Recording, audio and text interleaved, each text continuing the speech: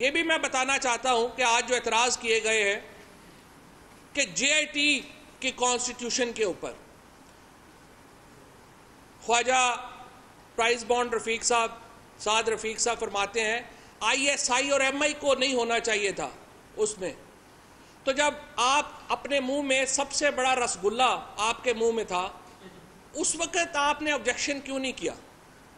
सबसे पहला जो मौका था जब रिव्यू फाइल कर सकते थे सुप्रीम कोर्ट के फैसले का, और आपको याद है कि बाहर किस तरह से भंगड़े डाले थे और साद रफ़ीक और ख्वाजा आसफ उसमें सबसे आगे आगे थे।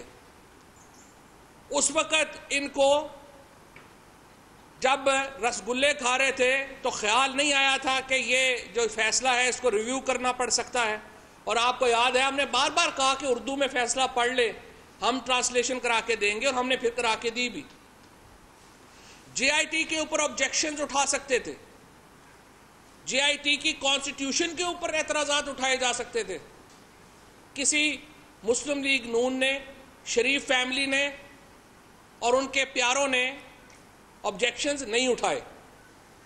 जब तफ्तीश फाइनल हो गई, JIT कॉन्स्टिट्यूट हो गई, इन्वेस्टिगेशन मुकम्मल हो गई, अब इनको रोना पिटना पड़ा हुआ है। तो कहते हैं कि जो मुक्का जंग के बाद याद आए वो अपने मुंह पे मार लेना चाहिए। तीसरी इंपॉर्टेंट बात, कहते हैं ISI और MI को इसमें नहीं होना चाहिए था, और ISI कंट्रोल कर रही है बिल्डिंग को। हमें नहीं पता कंट्रोल कर रही है या नहीं कर रही। चौधरी फवाद चौधरी रहनुमा PTI प्रेस कॉन्फ्रेंस कर रहे थे। उनका कहना था ख्वाजा साद रफ़ीक से मुखातिब होकर कहा कि सबसे बड़ा रसगुल्ला आपने खाया था, उस वक्त JIT पर एतराज़ क्यों नहीं किया।